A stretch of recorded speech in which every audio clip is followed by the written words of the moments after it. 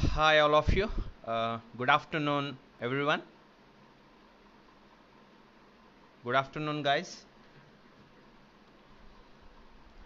I welcome you all for today's session, which is on roof trusses. So we already discussed design of roof trusses in a form of a presentation in the previous class. Yesterday. So today we are going to talk about a few important points related to few competitive exams, and then we will start with the design of roof truss. First we will start with how to calculate the wind loads, wind pressure and wind forces, right? And then we will start with the design of a roof truss. So if time permits, so definitely we're going to design even purlin design of an angle section, C section and an I section. Okay, right? So please guys, so come fast. So I think we already gave a schedule from 2 to 4 today, right? So I invite all of you for this today's class. Please guys, come fast.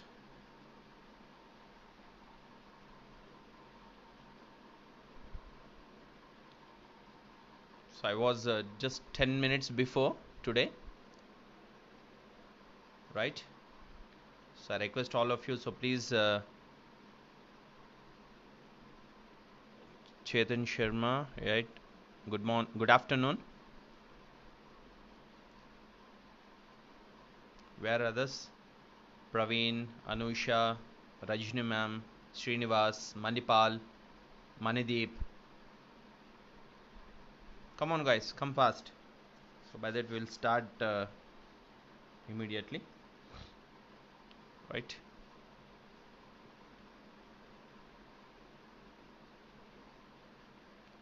Good morning all of you.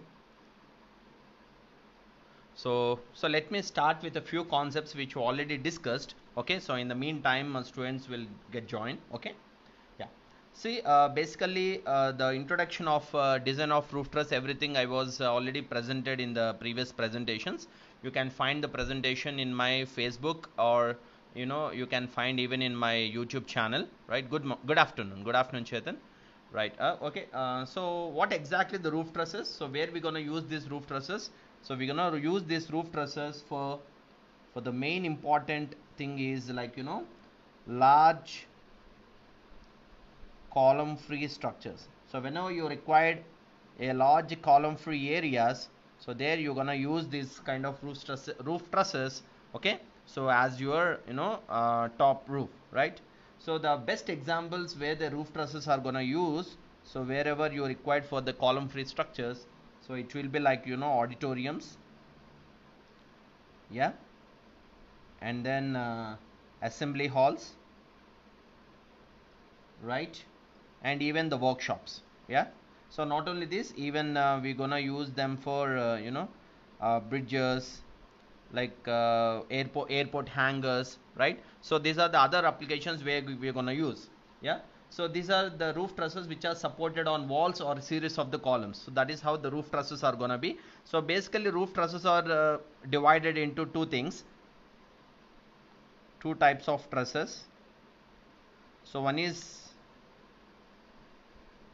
braced truss, right? The other one is unbraced truss, yeah. Unbraced truss can also be called as a PEB, so which is called pre-engineered building, yeah. So this can also be called as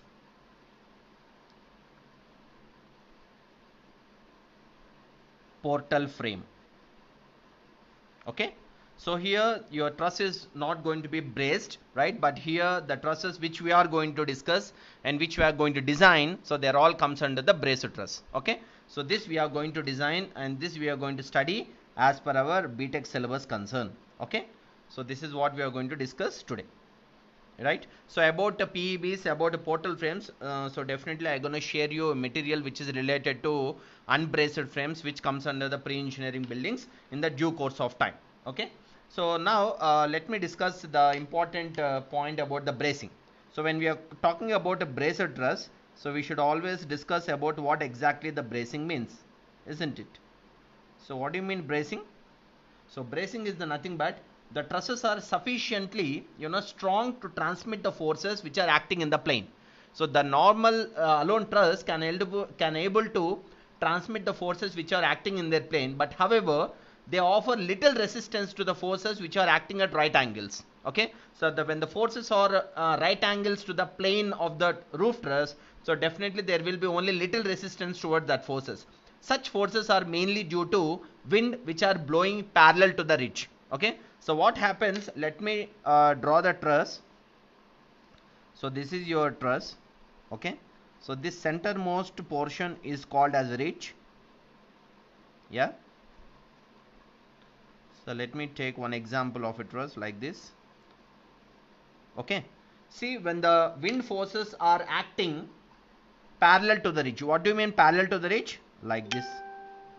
So when the wind force is acting parallel to the ridge, what happens? So there will be only they offer very little resistance to the forces which are acting at right angles to the plane. So such forces are mainly due to the wind or either to the wind which is blowing parallel to the ridge like this, and the other force which will be like this in this direction also, okay, which is perpendicular to the ridge. Okay, so these forces like wind forces which will be perpendicular to the ridge, and these are the forces which are parallel to the ridge. So for very long buildings such as these, additional diagonal bracings are going to be provided at every 4 to 4 base of your particular roof truss. Okay, so these bracings are very very important to support your roof truss on its lateral direction to to support the wind forces. Okay, right? So to control the wind forces, your trusses are going to be braced on its top. Okay, so at every 4 to 4 base. So what do you mean by, let me draw the top view of the building like this. Okay, so this is your roof truss. So if I see the top view of the building like this, so this is one truss and this is the other truss, other one and other one, right? Okay, so let me draw the other one also like this. So these are the trusses.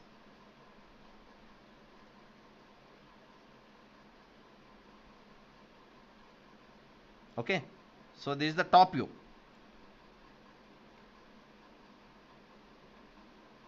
Yeah, so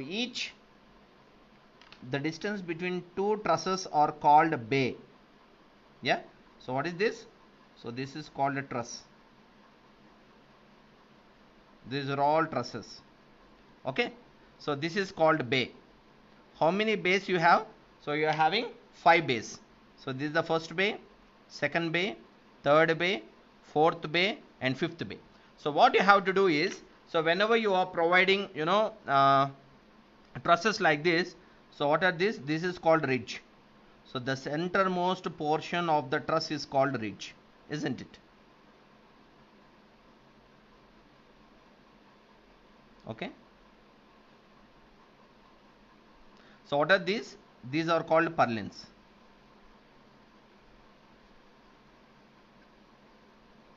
So what are these? These are called purlins. Yeah, so purlins will be placed even on the other side of the top chord. Yeah, so this is the top view of the whole building. Yeah, so what is this? So this is the length of the building, and what is this? So this is the span of the roof truss. Yeah, see, when you are doing bracing, so bracing is very very important at every 4 to 5 bays. This is the first bay, so where these purlins are supposed to be braced like this. Okay, okay, then you can go for the fifth bay which is supposed to be braced. So when the building is too long, so definitely to support your roof truss to the wind force which is in the lateral direction, the 4 to 5th every bay is supposed to be braced like this. Okay, so these are called bracings. Bracings we usually provide for the roof truss. Good afternoon, ma. Bracings you are going to provide to the roof truss to support due to the lateral force of the wind, right? So here the important note is we have to provide the bracing. Bracings are supposed to be provided, I already discussed this in the previous class, at every 4 to 5 bays. Okay, very important. So for every 4 to 5 bays, your roof truss is supposed to be braced like this. Okay, so that is what important of the bracing. So not only for the roof truss, even bracing also is going to be provided to the vertical walls also to support the wind forces, right? So this is about the bracing, and this is about the roof truss, which we are going to discuss on the braced trusses. Okay, not the unbraced trusses. Unbraced truss is nothing, is going to be studied in your advanced steel design, but as per your syllabus concern, so this braced trusses are more than enough. In again the braced trusses, where the braced trusses are going to be classified into 3 categories again. So let me show you that also.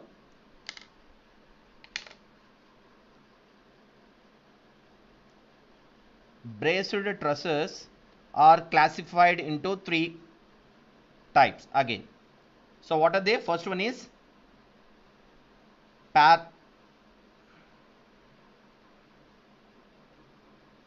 parallel chord truss,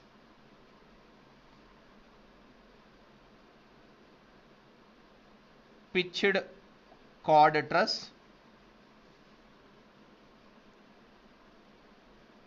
trapezoidal chord truss. Okay, so in this we are going to design and we are going to study more on the pitched roof truss. Okay, so pitched chord roof truss. Understood?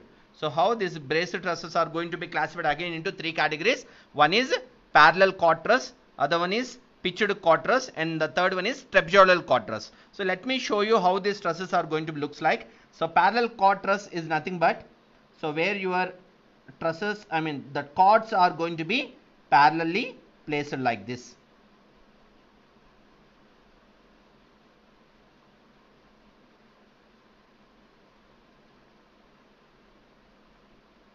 Okay, so this is called parallel chord truss.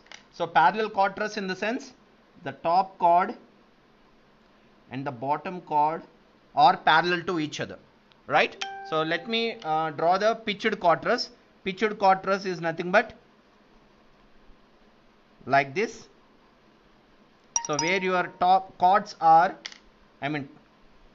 your chords are with a slope. Okay, so this is called pitch, right? So this is what nothing but a pitched chord truss. So this is what we are going to study today. And the trapezoidal chord truss is nothing but where your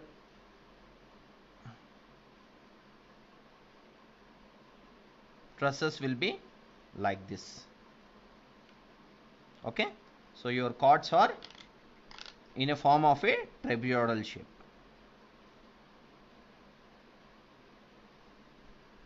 Right? Yeah. So now we are going to study about the braced truss, in which we are much bothered about the pitched chord trusses. So because for the industrial buildings especially, the pitched chord trusses are mostly preferable, right? And the important, before starting the problem, let me explain few important note points which are very important for competitive exams. Okay, so let me discuss that first for half an hour, then we will start with the problem, right? And the other important concept is types of roof trusses. So types of roof trusses are very important for even for the theoretical question.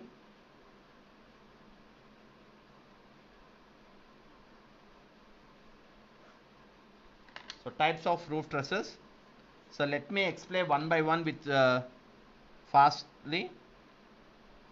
King post truss is always preferable when your span is up to 6 meters. Okay, and next one, queen post truss. So when your span is up to 6 to 9 meters. Hoe triangular truss, so which is of 4 panel, okay, 6 to 15 meters. 4 panel in the sense, so these are the panel, this is the first panel, this is the second panel, this is the third panel, this is the fourth panel. This is how the panels are going to be divided in the roof truss. And next one, hoe triangular truss with the 6 panels, with 6 panels, it can accommodate 12 to 24 meters of span.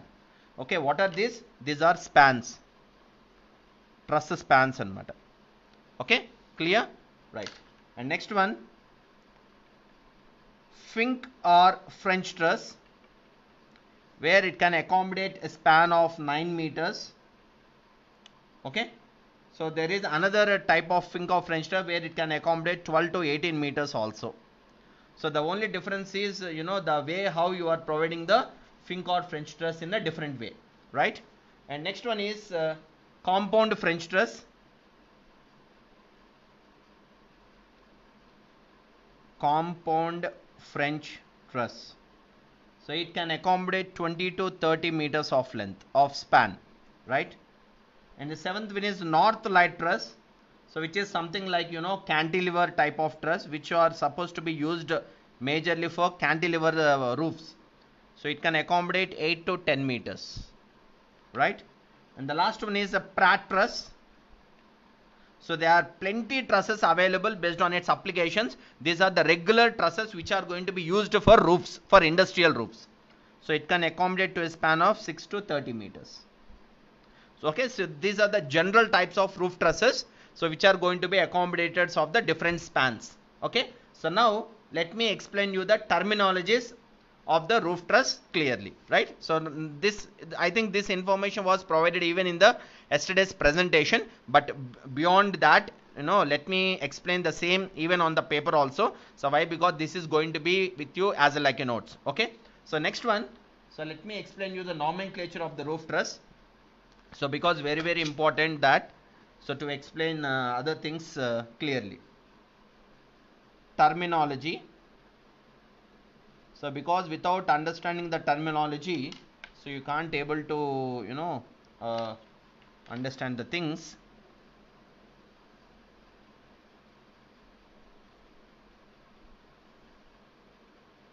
Right? So there will be some extension to the top chord. Okay.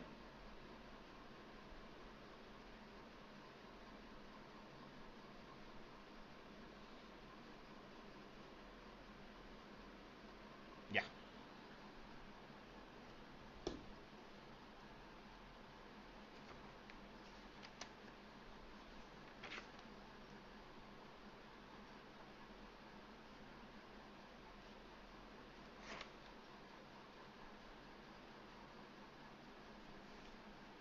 Okay, so let me put it as a on type of truss, so which is like this.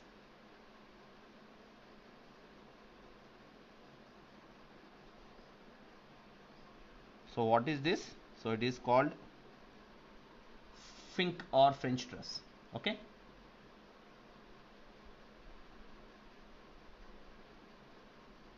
just example. This is how it is going to be divided into number of panels. Okay, so right, so let me explain you the important note points over here. So this is called ridge. Okay, so this is called top chord.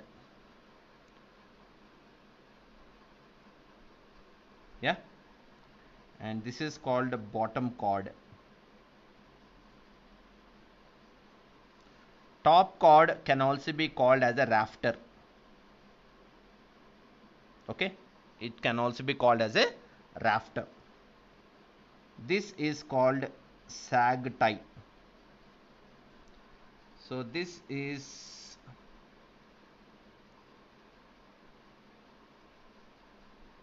freeboard at toe. Okay, and next one, inside the members, so it might be the strut member, right? So the big ones are tie members,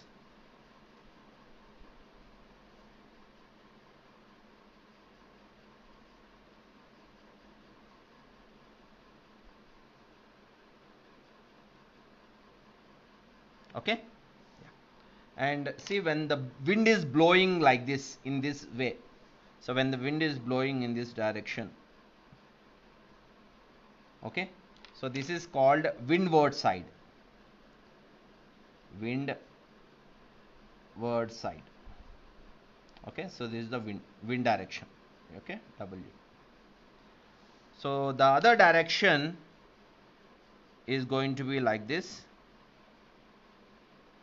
Yeah, so which is leeward side.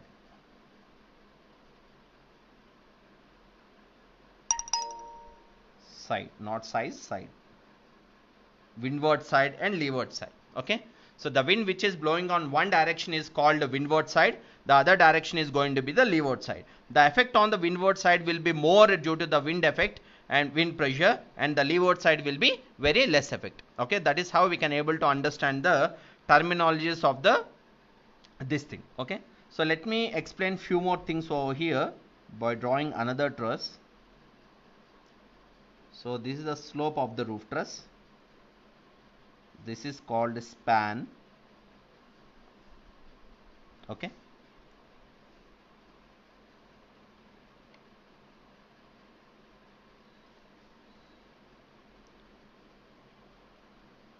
because all points I can't able to explain on a single diagram, so that's why I am drawing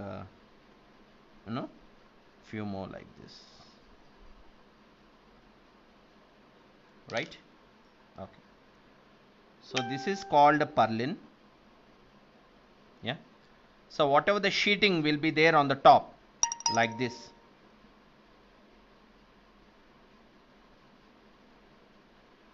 Okay, so this is called a sheeting. It might be AC sheet or GI sheet. Okay, right, understood? Okay, next, so this is called bay. So the distance between two truss members is called bay. So this is one truss and this is another truss. So this is what the purlin, right? And this is called pitch.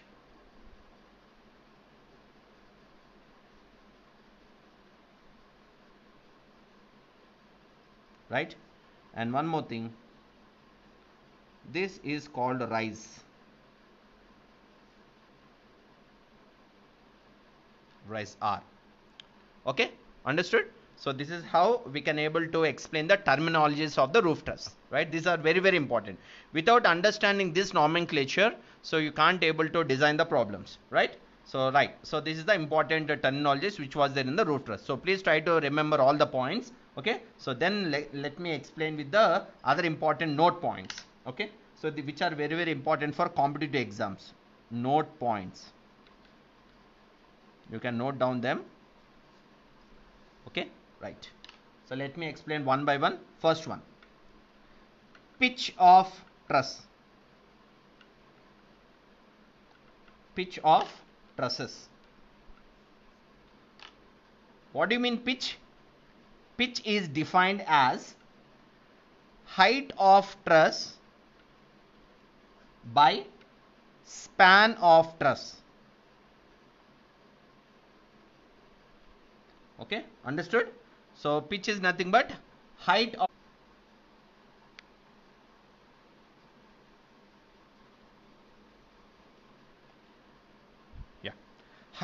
height is nothing but what? Height of truss is nothing but rise. So that is what drawn here. So the rise can be calculated with respect to pitch. So where it is nothing but pitch into span. This is how you are going to calculate the rise. Okay, if you know the rise, if you know the half of the length of the span, then you can able to calculate even the angle of the roof truss. Okay, so by that pitch is very, very important to calculate the rise at the same time to calculate the angle of the roof truss. So as per the code, the minimum pitch is equal to 1 by 6 for GI sheet. So when your sheeting is GI sheet, like galvanized iron sheet, the minimum pitch is to be followed is 1 by 6 for GI sheet, 1 by 12 for AC sheet. As bell is getting heated continuously. Okay. Yeah, this is the minimum pitch, 1 by 6 for GI sheet and 1 by 12 for the asbestos sheet, right? So next one, so the preferable pitches. So this is as per the code. So what are the preferable pitches? Preferable pitch, without any condition, the preferable pitch we will go for 1 by 4 for snow load. So when your load is, when your roof truss is constructed in the polar regions, like when there is a huge snow, so your slope of the roof should be very much slope. Okay, then only the snow can fall easily without resting on the roof. So 1 by 4th you need to maintain the pitch when there is a snow load, and when there is no snow load you can go with 1 by 6 for no snow load. Okay, when there is no snow load you can go preferably 1 by 6 as your normal pitch. So these are the importance of the pitches which you are supposed to be followed. Okay, please try to remember the minimum pitch is to be followed 1 by 6 for GI sheet, 1 by 12 for asbestos sheet. Preferably we will go with 1 by 4 or 1 by 6 based on the load. Okay, so next we will explain you about the spacing of the trusses. Right, second one, spacing of trusses. What do you mean spacing of trusses? Spacing of trusses is nothing but,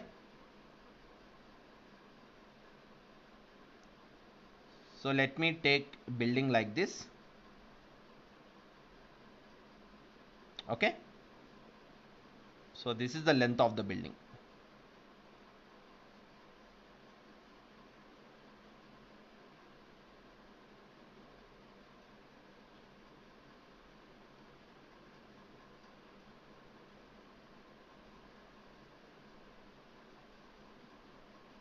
Okay,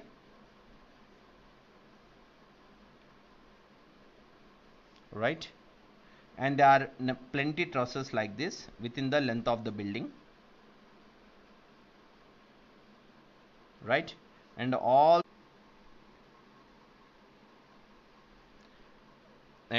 these trusses are connected with the help of purlins like this.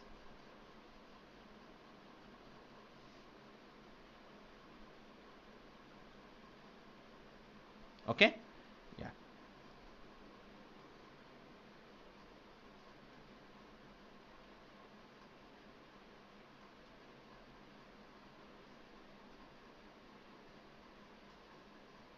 So this is called bay.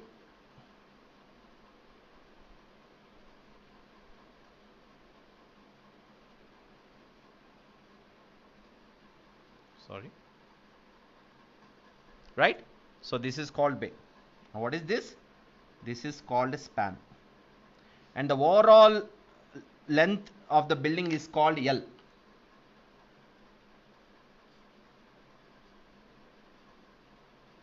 Okay, overall length of the building is called L, right?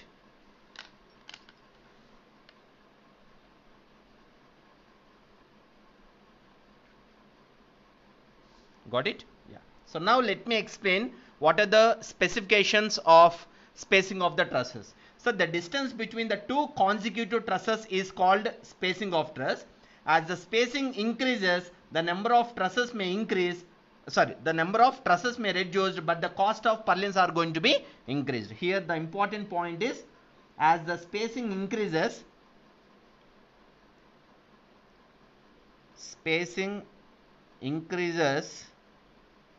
between trusses. What happens when the spacing increases between the trusses? Number of trusses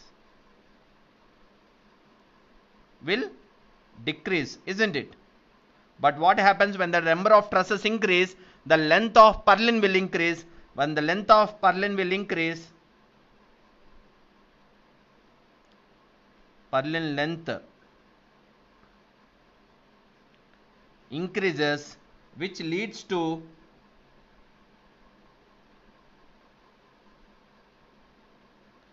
uneconomical. Okay, so that you are supposed to keep it in mind. So spacing increases between trusses will increase the number of will decrease the number of trusses, but the number of trusses increases, purlin length increases. When the purlin length increases, the cost of the purlin also will increase, which leads to the whole building uneconomical. So that is the reason why we have to go as per the code what should be the minimum spacing of the trusses. Okay, so let me tell you what are the minimum spacing of the trusses is to be followed. 3 to 4.5 meters up to 15 meters length. Arthamotna? So when your building length is 15 meters, so you have to provide a spacing of each bay. I mean the distance between two trusses you have to provide 3 to 4.5 meters if the building length is 15 meters.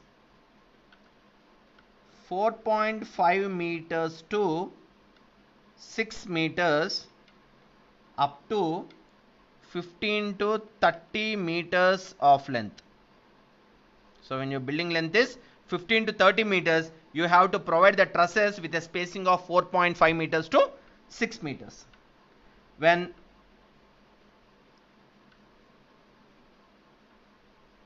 (12 meters to 15 meters), when it is greater than 40 meters of length. So when your building is more than 40 meters of its length, you have to provide the spacing of the roof trusses with 12 meters to 15 meters.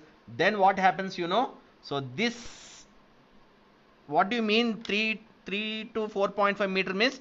3 to 4.5 meter means nothing but distance of each purlin also. The length of the purlin can also be called as a bay.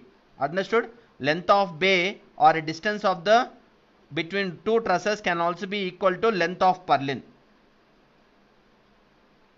Length of purlin అని కూడా అనొచ్చు, right? So when the length of purlin is 12 meters to 15 meters, which we are talking as a spacing of the trusses, when your building is greater than 40 meters, what you have to do, you know? You have to provide cross trusses replacing angle CI purlins. Very important. See, when your span of the, so when your spacing of the trusses are more, right? So when your building is 40 meters, you have to provide spacing of the trusses as 12 meters to 15 meters. Then the length of the purlin also is going to be 12 meters. Length of the purlin is 12 meters. You can't go with angle or C section or I section purlin. You have to go with a cross trusses replacement. What do you mean cross trusses replacement? Ante I will show you in a small diagram. So this is the roof truss, like this is another truss. Okay, so this is called bay. So when this is 12 meters to 15 meters undankondi, right?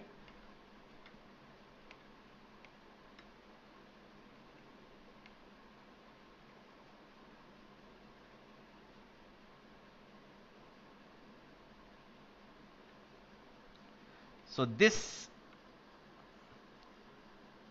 truss, what I am going to provide, okay, this purlin which I am going to provide to connect to the top chords of the main trusses, this should not be an angle, this should not be an C section, this should not be an I section.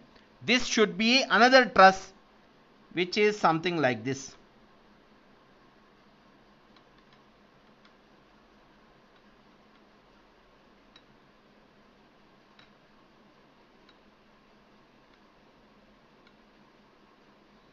Clear? Understood? So I think you can see these kind of cross trusses in major huge sheds, assembly halls, or so some gatherings you can see these kind of trusses, right? So ilanti trusses ni provide chestaru instead of normal angle C or I purlins. So these are called cross trusses. Under with me, cross trusses. Whenever you go to temples like Tirumala or Srinivasa Mangapuram or those kind of places, or even in your railway stations, you can see at the platform the trusses are going to be a cross trusses which are going to connect the two main trusses like this. Okay, so this is to be provided when your spacing of the trusses is around 12 meters to 15 meters for a length of building greater than 40 meters of length. So when your building length is more than 40 meters, you have to provide the spacing between two trusses within the length of 12 meters to 15 meters with the help of cross trusses. Okay, replacing angle C or I purlins. So this is very, very important. So keep these points in your mind.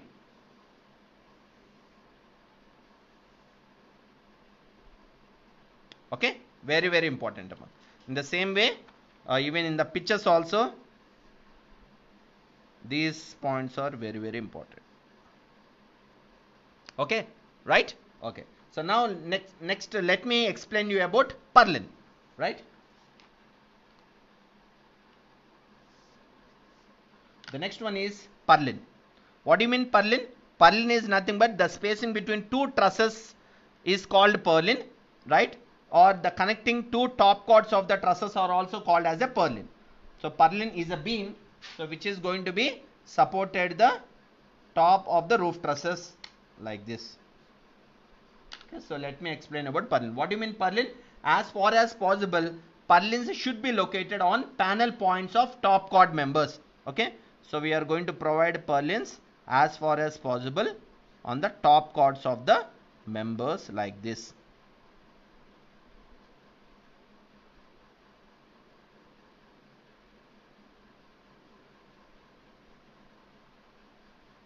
Okay, so this is called purlin.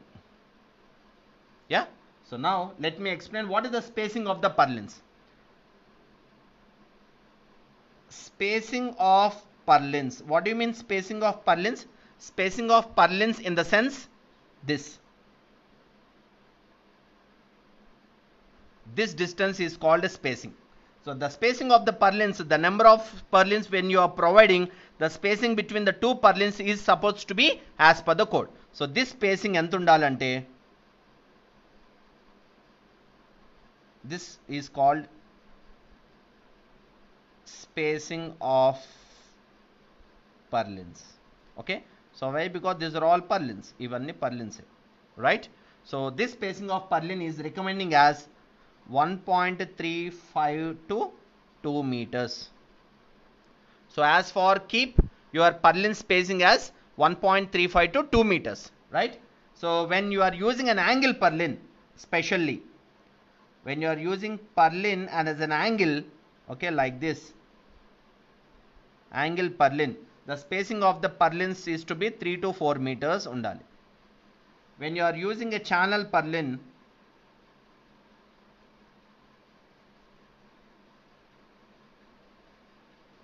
the spacing between the purlins are to be 4 to 5 meters.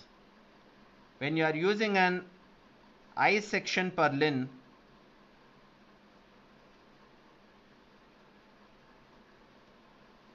the spacing between these larger than 5 meters. చూడండి ఎంత ఇంపార్టెంటో, right? So this is what the spacing of the purlin. So general statement is this. So generally the spacing should be with a spacing of 1.35 to 2 meters, right? So this is how the purlins are to be spaced. So when you are using an angle purlins are to be spaced with 3 to 4 meters. Channel purlins are going to be spaced with 4 to 5 meters. When you are using an I section purlins, they are to be spaced with 5 meters of spacing. Okay, so if angles are used, outstanding legs are at top and lug angles are used to connect the purlins to the rafters. For example, when you are using C section, how you are going to use C section as a purlin? So when you are using C section as a purlin, you have to provide C section in the same direction. But when you are using angle as a purlin, your angle are going to be used, outstanding legs are at top and the lug angles are used to connect the purlins to the rafter. This is very, very important note. Okay, what is the note? In angles, outstanding legs, okay, are at top, and lug angles. What do you mean lug angles? I told you many times. So in the design of tension members, I told you what exactly the lug angle means. So lug angles are an extra angles which are going to provide adjacent to the parent angle to reduce the thickness of the gusset plate, to reduce the length of the joint, to reduce the number of bolts.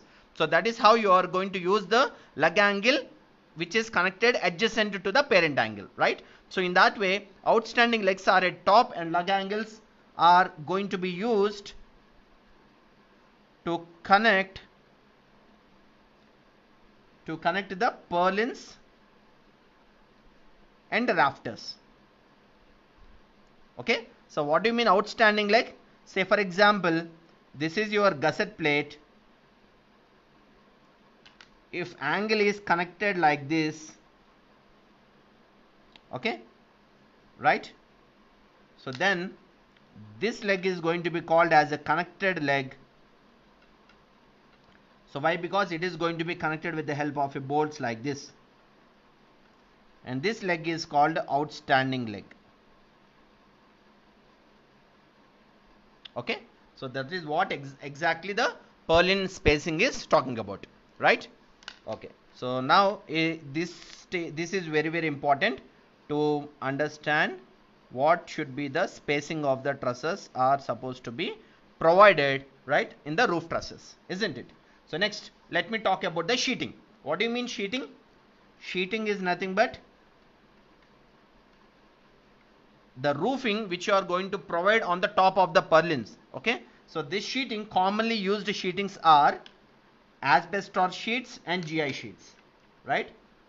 So commonly used sheetings are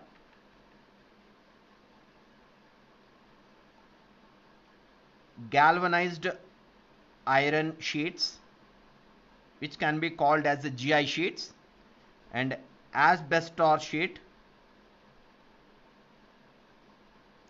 which is called AS sheet, right? So these are the normal sheetings which are going to be provided. So let me talk about loads now. So ilaga prati point is very important. Okay, loads. So let me talk about first about the dead loads. So what do you mean dead loads? Dead loads are nothing but the self weights. So what are the self weights are to be considered when you are designing your roof truss, right? Dead loads, what are the dead loads? The self weights are also be dead loads, and the loads which are constant on the structures are going to be the dead loads. So the self weight which are going to be taken for the GI sheet as per 875 part 1, okay, is 85 Newton per mm square. So this is the self weight of the GI sheet. AC sheet 130 Newton per meter square. From where I got these values? These values I got from IS 875 part 1. So why? Because IS 875 part 1 is talking about the dead loads of the structure, right? Okay. So in the same way, what about the live loads? So in general, the roof covering weights including. So these are the general self weights of the GI sheets without any lapping and without any connections. Understood? Okay, without any connections and without any lapping, the self weight of the GI sheet is 85. The self weight of the asbestos sheet is 130. So let me write the dead loads along with the connectors and along with the lapping. Why? Because so when you are placing your sheeting on the top of the roof, that they are supposed to be lapped and they are supposed to be connected with the help of a connectors, isn't it? So by that, in general, because you have to remember all these for the competitive exams, in general, the roof covering weight including, okay, in general the roof covering weights are including laps and connectors. Understood? So these are two very important, because without lapping and without connecting you can't connect the roof sheeting. So why? Because you can't get exactly the the required length of the roof sheet. So by that, in a roof truss, the sheeting, whatever the sheeting you are going to provide on the top, okay, so let me draw like this.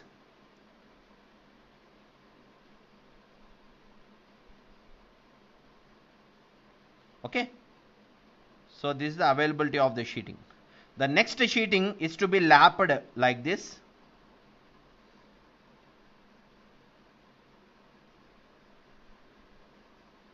Yeah, and it is to be lapped, and next it is going to be connected.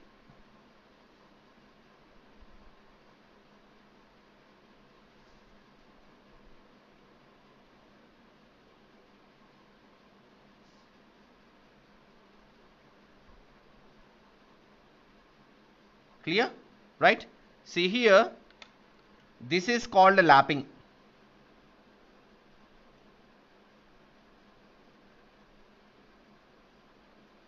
Yeah, and the connectors you are going to connect here.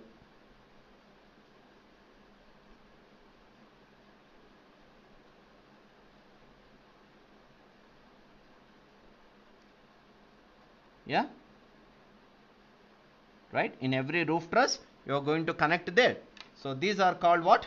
So these are called connectors,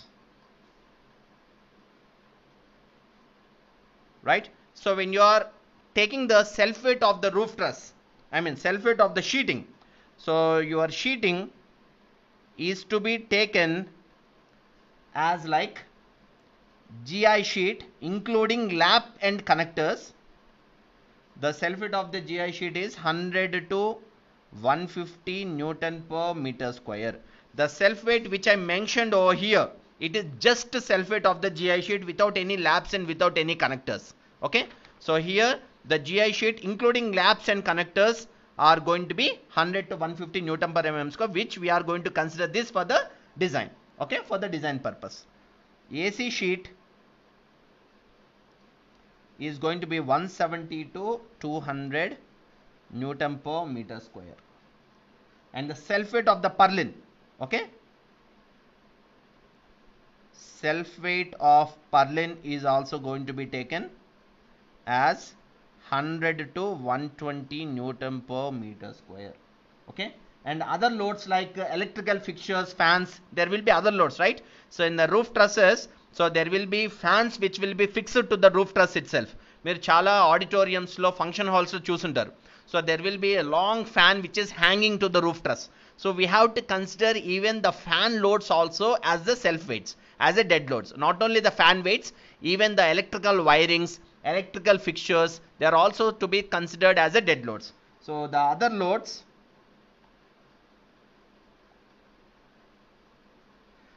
loads like electrical fixtures అంటే electrical pipes కానివ్వండి, okay, sorry, electrical fixtures, fans, lights, etc. So they are also supposed to be considered, and the self weight is very small, 5 to 10 kilonewton. So why? Because they are going to be like a point loads. Okay, so this is what we need to consider as a self weight of the sheetings including laps and connectors, and the self weight of the purlin as 100 to 150 Newton per meter square, and self weight of the other loads like electrical fixtures, fans and lights. Okay, and what about the self weight of the truss? Because when you are designing, we have to design even the roof truss also for the self weight, isn't it? Avuna? Right? So what is the self weight of the roof truss? So self weight of, as when you are designing the beam, you have considered the self weight of the plate girder or the self weight of the beams as the code, right? W by 200. So we assume the self weight of the beam when you are designing the beam for bending and shear. In the same way, when you are designing the roof truss, you have to consider even the self weight of the roof truss. Here no need to go for the assumption. Self weight of the truss for a live load of 2 kilonewton per meter square, very very very important, this one is going to be taken as W is equal to 20 plus 6.6 times of L. Very very very important. self-weight of the truss is going to be taken for a live load of 2 kilonewton per meter square as 20 plus 6.6 times of L. What do you mean L? L is nothing but length of truss and S is nothing but spacing of the trusses. I will let you know what is the other formula. So for up to a live load of 2 kilonewton per meter square, your self-weight of the truss is going to be taken as 20 plus 6.6 times of L. This is as per the code. And whatever the self-weight of the truss for a live load more than 2 kilonewton per meter square. So this is all there in your IS 875 part 1. So which is going to be talk about the dead loads of different engineering materials. Okay. And even for the dead loads of the other structures also. So which is more than 2 kilonewton per meter square. So the self-weight of the roof truss is going to be taken as 10 of L by 3 plus 5 into S by 4. So the unit is going to be Newton per meter square. Okay. So this is the self-weight of the roof truss is going to be considered when your live load is more than 2 kilonewton per meter square. In this, L is equal to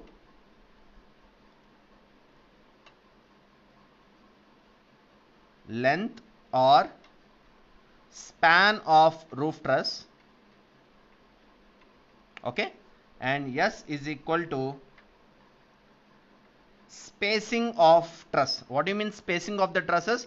Spacing of the trusses can also be called as a bay, right? The distance between two trusses is called as a bay. The spacing of the trusses can also be called like that. So this is how you can able to calculate the self-weight of the roof truss when the live load is more than 2 kilonewton per meter square, and when the live load is less than 2, you can consider as 20 plus 6.6 times of L. So this is how you are going to calculate the dead loads of GI sheet, AC sheet, purlin and other loads like this and self-weights. So these are very, very important to be considered as a dead loads. Okay, so these are the important points. So let me discuss about the live load. So dead loads here as per the code I wrote, which is IS 875 part 1. So let me talk about the live loads now.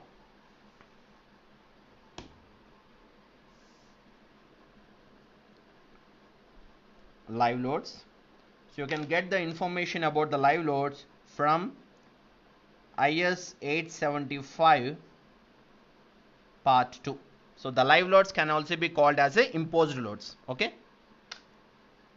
So live loads are going to be depend based on the slope. So what do you mean slope? So let me draw the truss. So this is called slope.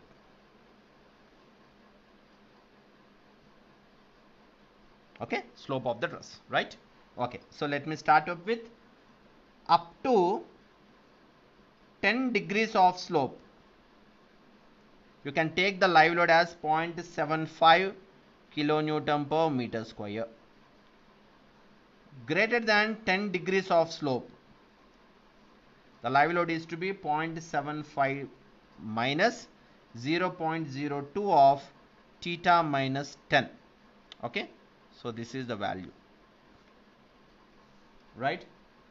However, so the minimum live load is to be taken without considering any slope straight away. However, minimum live load is going to be taken as 0.4 kilonewton per meter square. Very, very important. Okay. So let us take if the purlins and sheets should be checked for 0.9 kilonewton of the concentrated load. So every purlin are going to be considered as a point load on the roof truss when you are designing the truss. So why? Because purlin will be connected on the top chord of the roof truss, isn't it?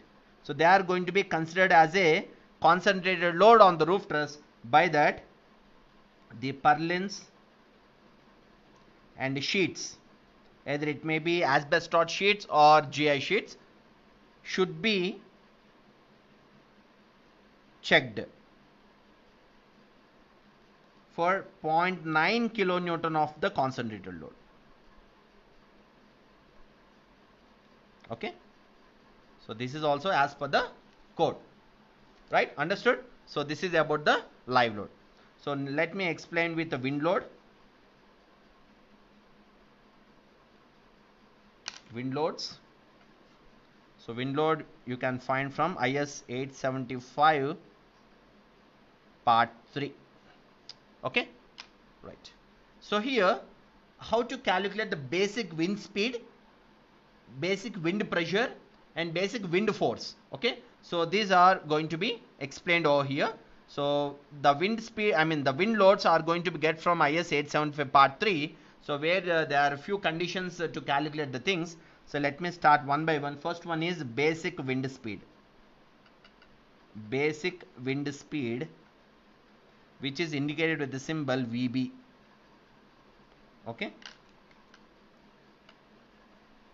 So as per the code, highest wind speed is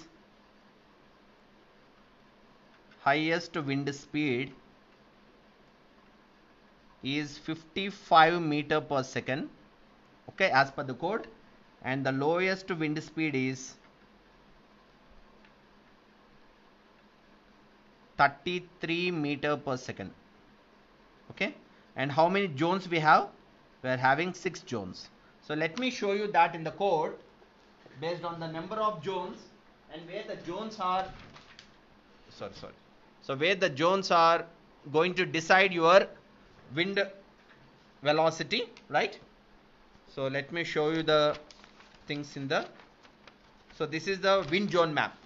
Okay, so this map is the wind zone map, so which was clearly given in IS 875 part 3, right? So there are around 6 zones. So 1, 2, 3, 4, 5, 6. So based on the zones, your velocity of wind is going to be given clearly. Okay, so instead of getting values from the map, you can find out directly the wind speed based on the table also. So there is a table which is given in the 875 part 3 itself in a different annexure. So let me show you that annexure also.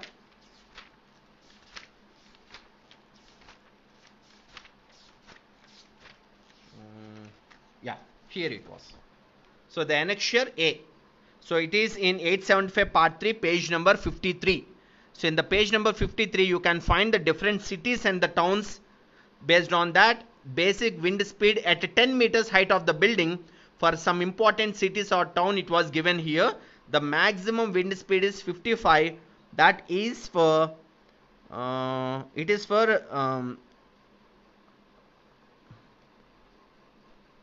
Darbhanga, right?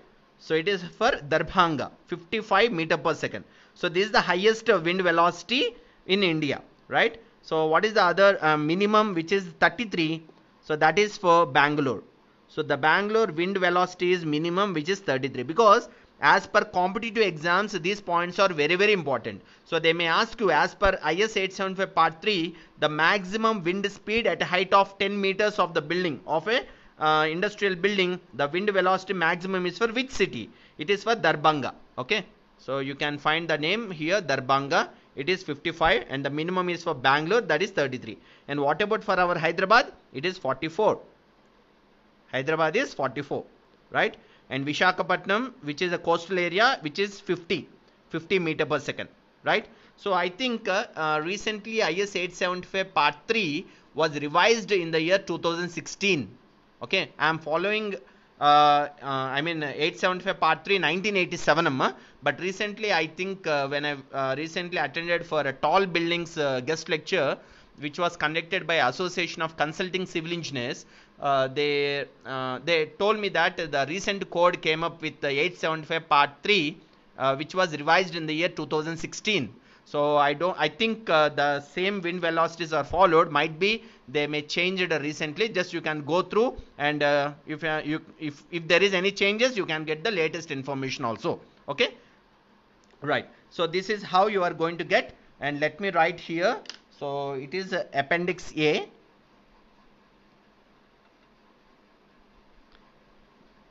Page number 53. So here you can able to get the basic wind speeds. Okay, right. So what about the next one? So next one is design wind speeds. Design wind speed. So what is design wind speed? Design wind speed is indicated with the symbol VZ. Okay, so the formula for the design wind speed is VB of K1, K2, K3. What are these? These are called wind coefficients. Okay.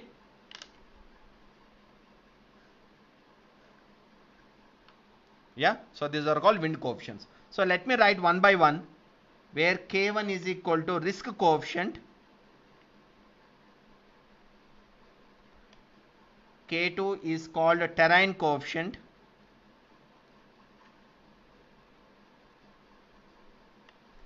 K3 is called topography coefficient, right?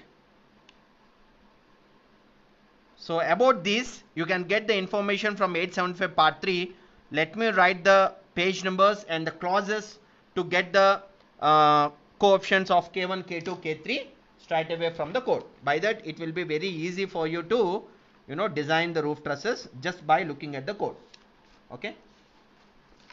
Yeah. So about information of risk coefficient, you can get from page number 8, clause 5.3.1. okay. So the information you will get from table number 1. Clear? Page number 8, clause 5.3.1 and table number 1. So the next one is terrain coefficient. Same page number 8, clause 5.3.2 from table number 2. Table number 2 based on the different categories. Okay. Clear? And the last one is topography coefficient. Topography coefficient, which is a 5.3.3. So let me 5.3.3, which is in page number 12. Page number 12, right? So which is going to give the topography coefficient. So in the figure 1, so it was explained clearly how to get the topography factors. Okay. Topography coefficient, topography factor anamata. So from the figure 1. Clear? From page number 8, you can get the risk coefficient. From page number 8, table number 2, you can get the terrain coefficient, topography factor. So from page number 12, figure 1. Okay. So this figure 1 will be there in the different page.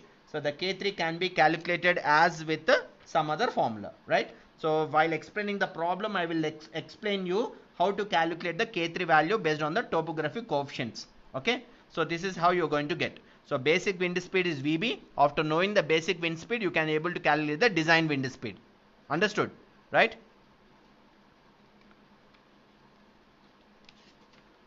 Yeah. So next, wind pressure.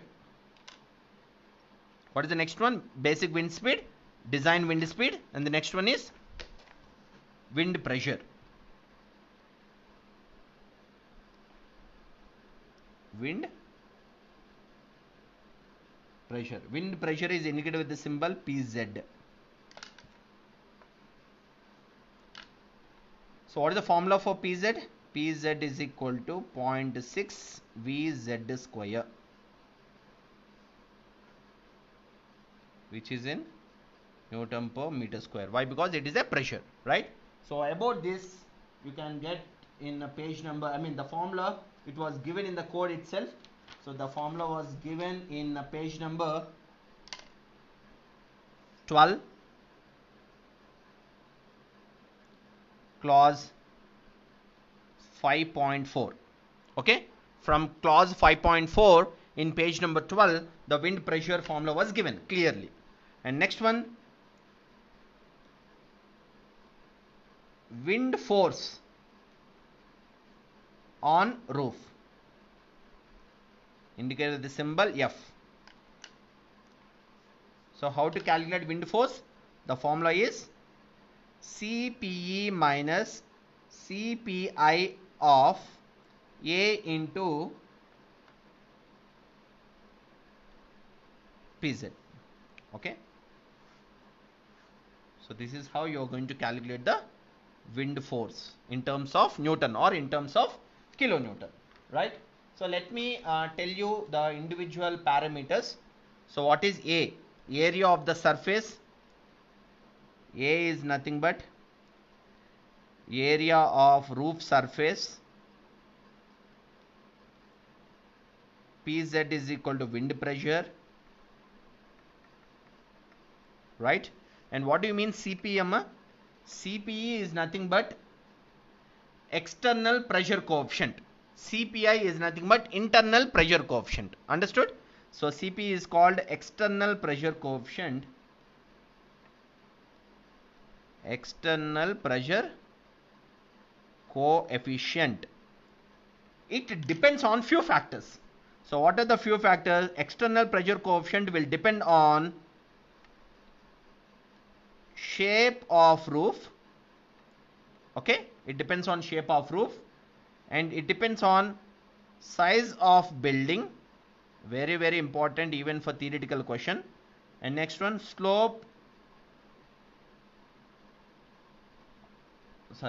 shape of the building, shape of roof, slope of roof, slope of roof, shape of roof, size of building, slope of roof, and next one, wind angle, and the last one, zone, wind zone. Okay, so this is how the external wind coefficient is mainly depends on, pressure coefficient. And what about the internal pressure coefficient? So internal pressures in the sense for the buildings with the openings on one side also. Okay, so if the building is opened, buildings with openings in the sense like windows or doors or the main doors or even some kind of ventilations. So that is how even on one side opening also it is going to be considered as internal pressure coefficient. So the internal pressure coefficients are going to be considered with some factors. Low permeability,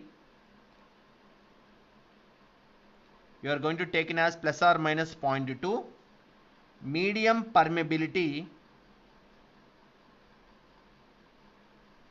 plus or minus 0.5. and large permeability in the sense when the internal pressure coefficient is, internal pressure is large. Okay, permeability means the circulation of air. Okay, circulation of wind air into the building will be low, medium and high. It all based on that. Then how the internal pressure coefficient is going to be taken. Okay, the positive internal pressure coefficient is plus 0.7, negative internal pressure coefficient is minus 0.7. Okay, so this is how the wind force on roof is going to be calculated. This formula was given in the code. Okay, in page number, let me write here also the page number 13, clause 6.2.1. okay, so in the page number 13, clause 6.2.1, it is talking about the external pressure coefficient and internal pressure coefficient along with surface area of the roof truss and design wind pressure. Okay, so this is how the external pressure and internal pressure coefficients are going to be calculated. While solving problem, you will come to know how I calculated the force. Okay, that you can able to understand it clearly there, right? And the last one, then it is going to be finished with the design, important note points. The last one is angle purlin design. Okay, so how to so I think now instead of explaining it here, so I will explain you when designing the purlin summer. Okay, no need of here. So let's stop the concepts here. So then we will start the problem straight away. Clear, understood? So what we discussed till now? So we discussed very, very important factors. So from the roof trusses, so let me show you again.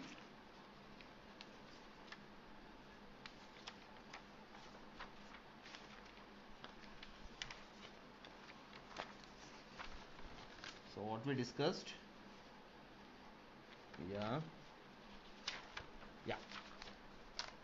right. So let me just show you the glance what we discussed till now. Okay, we started about what do you mean the roof trusses and what are the different types of roof trusses available based on the different spans, and what is the terminology of the roof truss, and the important note points, what is the minimum pitch is to be provided based on the sheeting, and what is the spacing of the trusses, it is to be followed based on the length of the building, right? And what do you mean purlin, and what are the different spacings of the purlins are to be provided within the roof truss, and what are the sheetings. So there are two types of sheetings, galvanized iron sheet and asbestos sheet. right? And coming to the loads, what are the dead loads which is to be considered? These are the just loads, and including the laps and the connectors. These are the loads is to be taken for GI sheets, asbestos sheets, sulfate of purlin. Okay, sulfate, I mean other loads like electrical fixtures, fans and lights. Sulfate of the roof truss when the live load is less than 2 kN per meter square. Sulfate of the roof truss when the live load is greater than 2 kN per meter square. These are the formulas. And next, the live loads.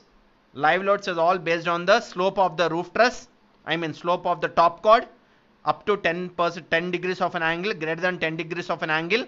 However, the minimum live load is going to be taken as 0.4.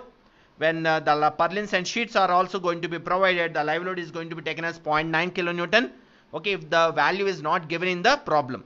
And coming to the wind loads, first one is basic wind speed. How to calculate the basic wind speed from appendix A. Next one is design wind speed based on the formula. In this, how to get the risk coefficient, terrain coefficient and topographic coefficients. And next one, how to calculate the wind pressure, and based on the wind pressure, how to calculate the wind force in the roof truss, which consists with the internal pressure coefficients and external pressure coefficients. That's it. So these are the concepts. Without understanding these concepts, you can't solve the problems. Okay. So with these concepts, now I am going to start the problem. First, we will start with how to calculate the wind pressure, wind force and wind speed. Understood? So design of the wind speeds. These all we will first calculate. Then we will go to the designing of a roof truss straight away. Okay. Right. So let me write down the question. Sorry ma, I took more time to discuss about the concepts because concepts are very important instead of solving the problems. Right. Problems on roof trusses.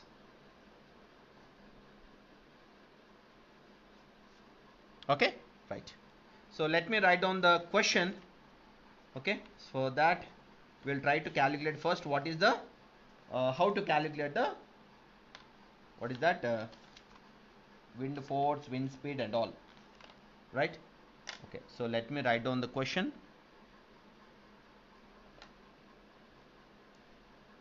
A roof truss shed is to be built in Lucknow, okay, for an industry. So the roof truss it is going to be built for an industry. The size of shed is, so I will take the size of shed is 24 meter by 40 meter. Okay, the size of the shed is 24 meter by 40 meter. By seeing the dimension itself, you should able to understand 24 meter is the span, 40 meter is the length. Understood? The height of the building. The height of the building is 12 meters. So when they mention the height of the building is nothing but the opening. Okay, let me draw the diagram for the same dimensions. By that you can able to understand clearly. At the elevation, determine the basic wind pressure. It is a general question number. Even in IAS examinations, they're gonna ask you to calculate the wind pressure also like this. Okay. So first try to understand how to calculate the wind pressure. From there we can able to design the roof truss based on that. Okay. So next question will be the complete problem. So now let me draw the diagram.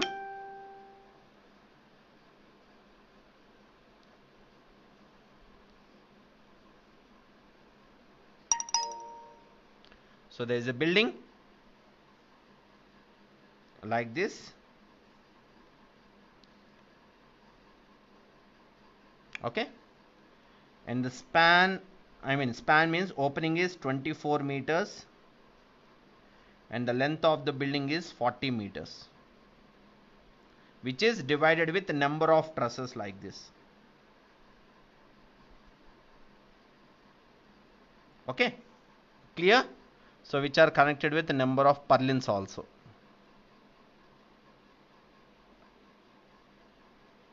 Right? Okay. So what do you mean height? height is nothing but this. This height is given as 12 meters to its elevation. Okay, so this is a span, and this is the height, and this is the length. Okay, which was given. I don't know the rise. Rise నాకు తెలియదు. Rise I don't know. Even the angle also I don't know. Okay, clear? Right. So now first write down the given data. So for the given data, as the roof truss shed is to be built in Lucknow. So from wind zone map of country, which is going to be taken from appendix. So where you are going to take that value?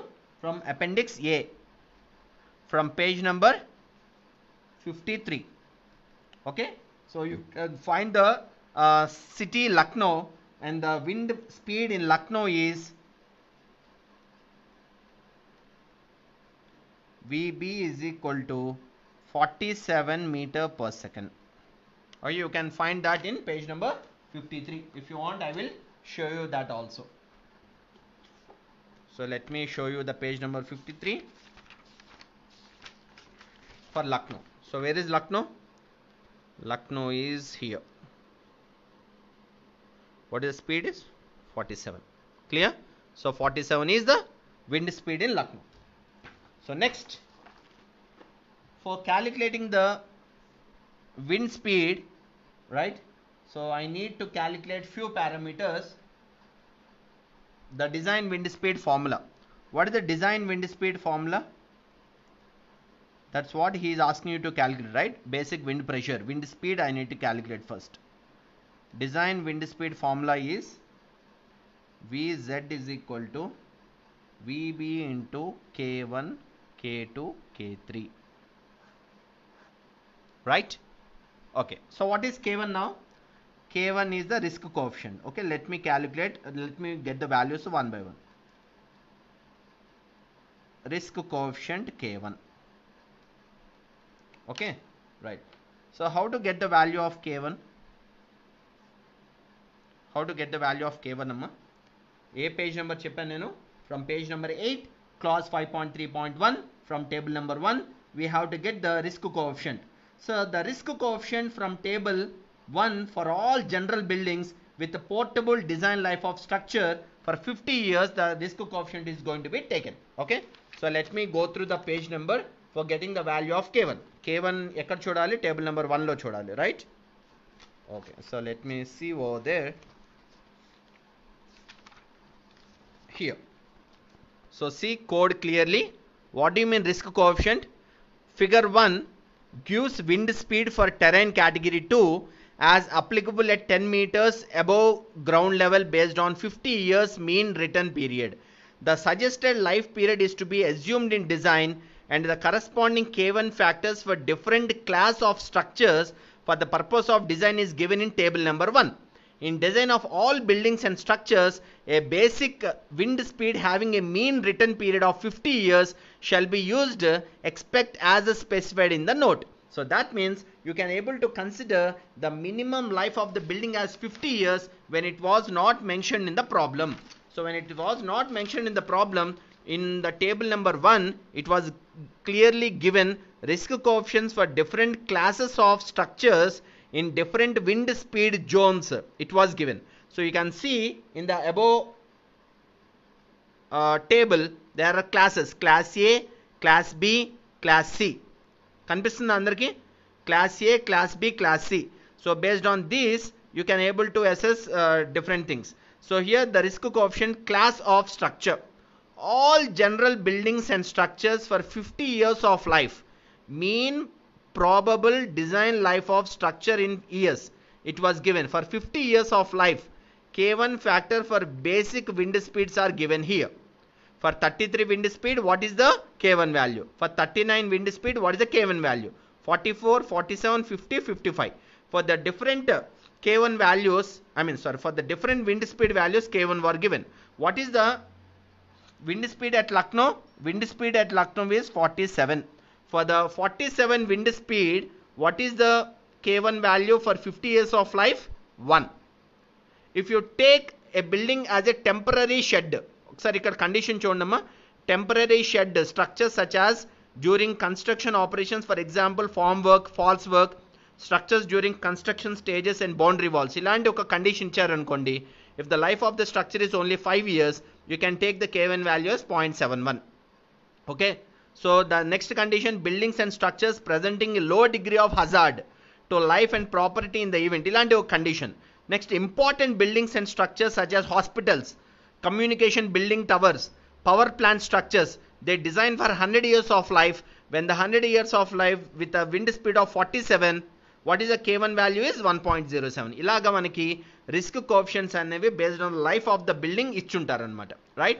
But as per the condition I told you, for all general buildings, because the type of building it is not given, as it is given as a roof truss shed which is constructed in Lucknow, I am considering it as a general building. The life of the building is 50 years. I am going to consider K1 as 1 with a wind speed of 47. Okay, right, that I am going to write it here. So risk coefficient from table number 1 from page number 11. okay, for all general buildings with probable design life of structure 50 years, your K1 value is 1. అర్థమవుతుందా? Understood everyone how to get the value of K1 from the table number 1 with a minimum of 50 years of lifespan. Okay, so next, what is the next coefficient? What is the next coefficient, amma? Terrain coefficient, right? Terrain coefficient indicate with the symbol K2, right? How to get this K2 value? From page number 8 from table number 2. okay, so let me see the code how to get the value of K2.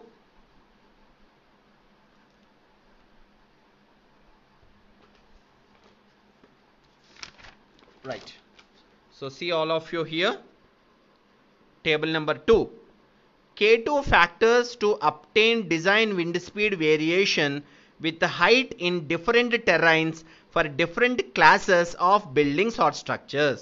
So in the table number 2, based on the height of the building, there are 4 categories which are mentioned: category 1, category 2, category 3, category 4. In every category there are 3 classes: class A, class B, class C. అర్థమవుతుందా? చాలా జాగ్రత్తగా చూడమ్మా. Without understanding this you can't get the K2 coefficient, I mean K2 terrain factor రాదు. See, for the height of the building, code was given clearly with 4 categories. In every category there are 3 classes: A class, B class, C class. Let me explain you what do you mean category and what do you mean class. Okay, first we will see that, then we will see in which category our height of the building is falling under and in which class, A na, B na, C na, we will see, right? So let me study first about the categories.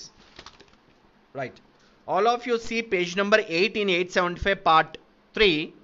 There are 4 categories which was clearly given.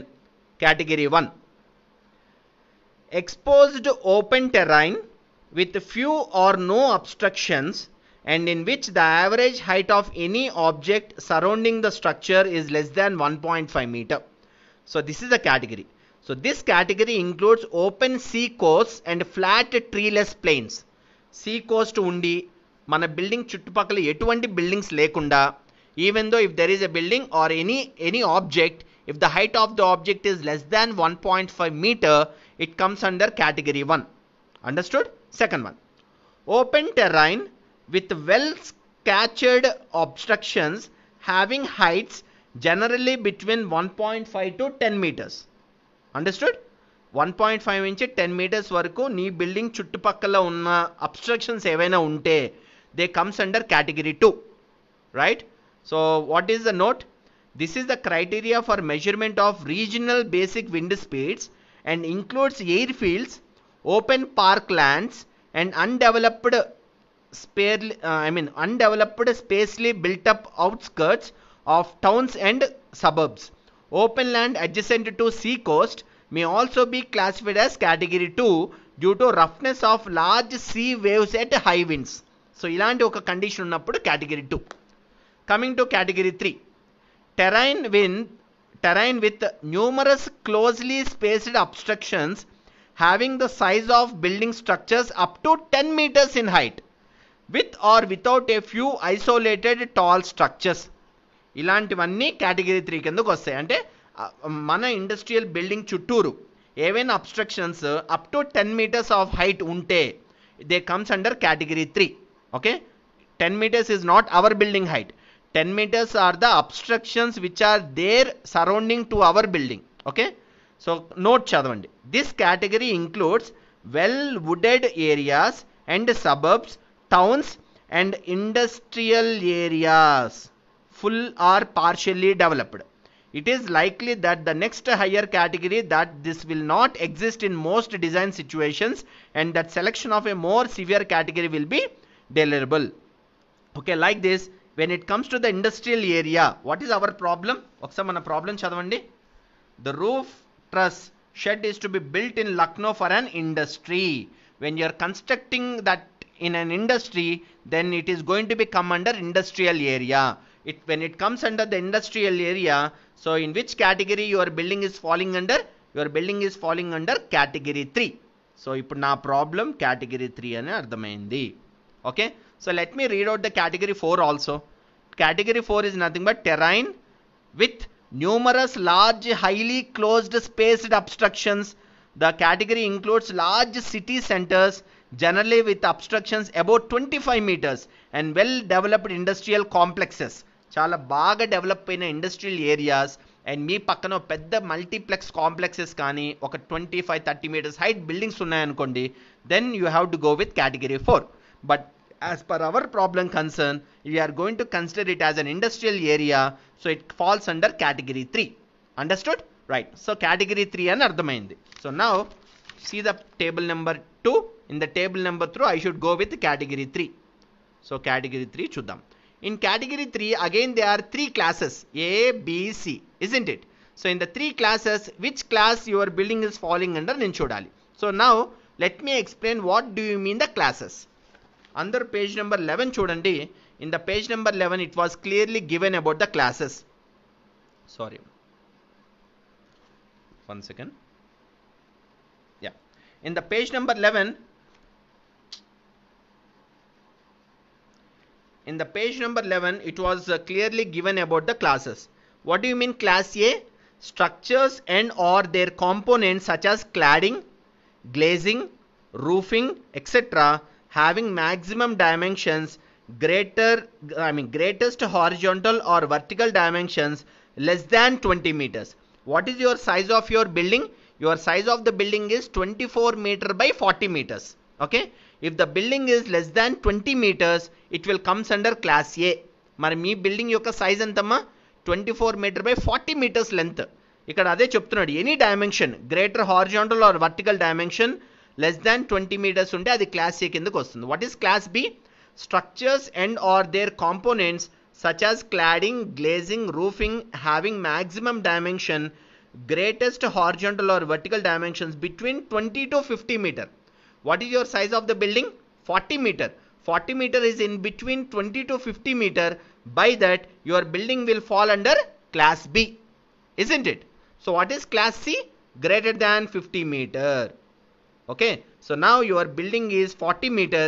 40 meter is in between 20 to 50. By that your class is class B. Antena? So category 3 class B kindaki vastundi anamata. Okay, so let me write that clearly in my paper. Right? Chusara enta clear ga ardham cheskunnamo. So now write down that since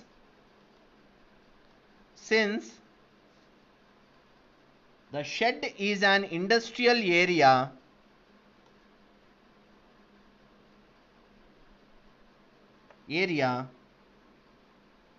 it may be considered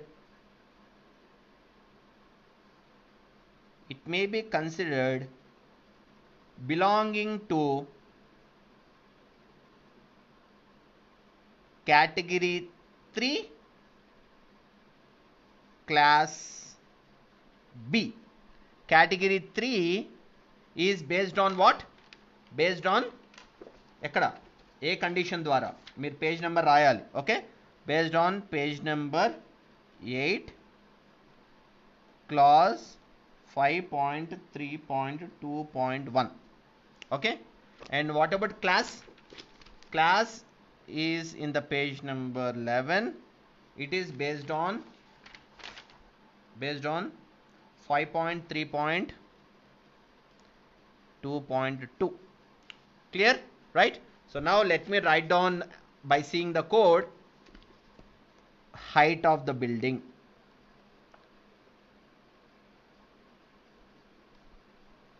category 3 class B. So what is your height of the building? Your height of the building is 12 meters. Avuna? Height of the building is 12 meters. So based on the height of the building, ఒకసారి చూడండి ఇక్కడ in the table number 2, the height of the buildings are 10, 15, 20, 30, 50, 100, 150 up to half a kilometer.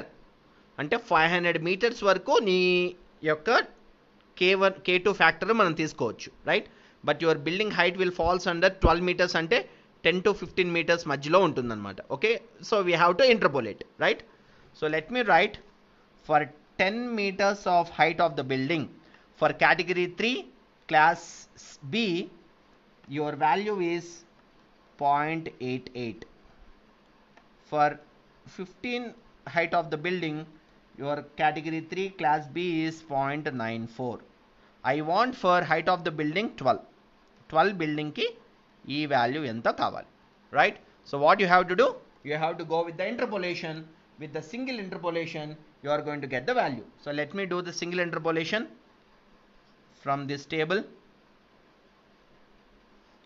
ఈ table కి single interpolation చేయాలి.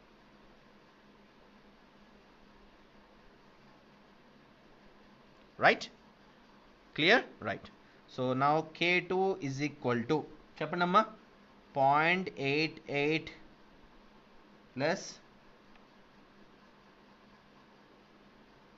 0.94 minus 0.88 of difference of these two by difference of the whole value. ఎంత వచ్చింది? 0.904. okay, so 0.904 is the value of K2 for 12. okay, so this is the your K2 value, right? So this is the single interpolation for getting the terrain coefficient K2. And next one, what is the third one? Last one, topography coefficient. Topographic coefficient, which is K3, right? So where you are going to get this value? So this value you are going to get from page number 12, figure number 1, right? So now you can see page number 12, figure number 1. Let me show you.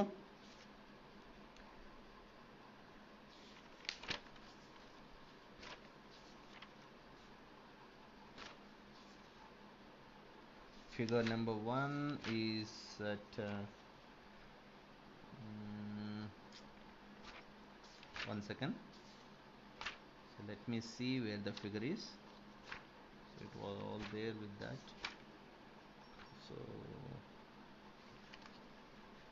So it was clearly mentioned here to get the value of K3, right? All of you see page number 12. In page number 12, topographic coefficient K3 factor. The basic wind speed VB given in figure number 1 takes account of the general level of site above sea level. This does not allow for local topography features such as hills, valleys, cliffs, escarpments and or ridges which can significantly affect wind speed in their vicinity. The effect of topography is to accelerate wind near the summits of hills or crests of cliffs, escarpments or ridges, and decelerate the wind in valley or near the foot of cliffs, steep escarpments or ridges. Okay, so this is how the topographic coefficient was described. And what is the figure number 1? Figure number 1 will use the wind speed values. The K3 value can be written as K3 is equal to 1 plus C into S. And right, see value second inch ostayante. Let me show you. So just I am looking at figure number 1 number. 1 second. 1 plus CS value kada.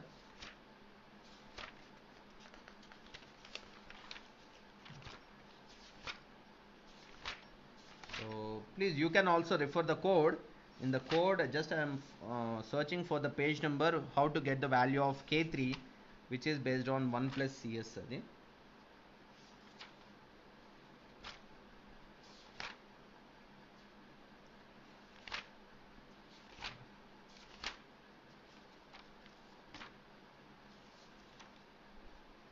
So where it was written. So the K3 value is 1 plus CS. It was written from the code. It was mentioned as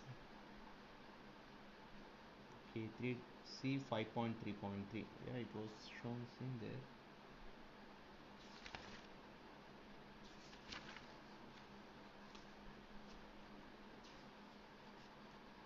So it's a topography factor.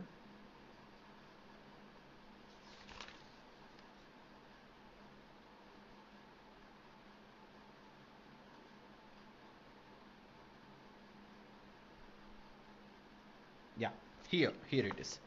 Yeah, find out. So ikkada chudamma, topography factor which was given in page number 56, right? Page number 56 is in IS 875 part 3. Topography factor K3 is given by the formula K3 is equal to 1 plus C into S. Clear, seen in page number 56. In page number 56 in C2 clause.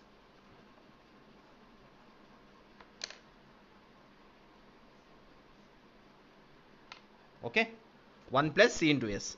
So what do you mean C here? C has the following values. When slope is 3 degrees is less than theta is less than 17 degrees, your C is going to be 1.2 times of Z by L. When your angle is greater than 17 degrees, your CS value is 0.36. Okay, so here the C value is not given. So C value and the slope is also not given. For the truss, I mean for the roof truss which is shown, the C value is not given. By that we can take the CS value as 0. Why? Because the slope was not given in any value. So by that you can take your CS value is equal to 0. So by that K3 is equal to 1. Okay. So why? Because slope was not given. If the slope was given, you can able to calculate your CS value as with respect to slope. Slope is equal to 3 degrees less than 6 degrees less than 17 degrees. So C can be calculated 1.2 times of Z by L. What is Z? What is L? Okkasari picture chudandi jagrataga. For example, this is your terrain. Okay, is the topography coefficient is oka hill. Ee hill lo idi upward slope, is downward slope, right? In this, the height of the hill is nothing but Z. The length, half of the length of the hill with respect to the upward slope is L. Z by L will give this value. Z by L into 1.2 will give the C value. Okay. So C plus 1 will give the topography factor. Understood? Z is nothing but height of the hill. L is nothing but half of the length of the hill. Okay. This is the general notations anamata, right? So the name antarante, this is called a cliff. So the hill which is near to our building, near to our industrial building anamata, right? So then your dimensions, based on the dimensions you can able to get the KS value. So nothing is given as like Z value L value మనకి ఇవ్వలేదు కాబట్టి you can take CS value as 0 where your K3 value is going to become 1. Okay, so this is how you can able to take the K3 value.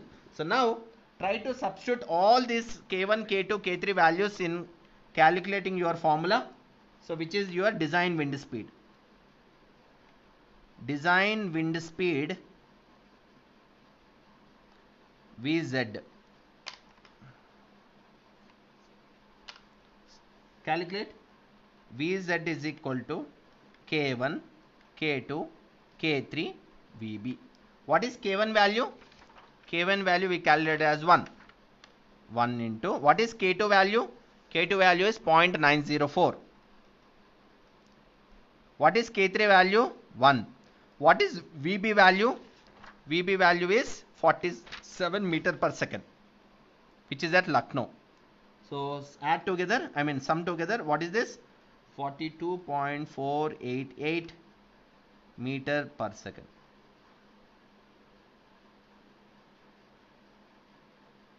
Okay, so this is the design wind speed. Clear? So based on the wind speed, let me calculate what is the basic wind pressure. What is the basic wind pressure formula? Basic wind pressure formula. What is the basic wind pressure formula, Amma? Based on the code. So what is the formula? Pz is equal to 0.6 Vz square, isn't it? From where you are going to get this formula? From page number 12, from clause 5.4, right? 0.6 into, just now how much we got? 42.88 square. Pressure how much? 1083 Newton per meter square. So this is the basic wind pressure which I got. It can also be written as 1.083 kilonewton per meter square. That's it. So this ends with the problem. Clear? Understood? Right. So this is how to calculate the basic wind speed or basic wind pressure of the given problem, right? So with this knowledge, so how to convert this into force, how to design the roof truss based on the wind load,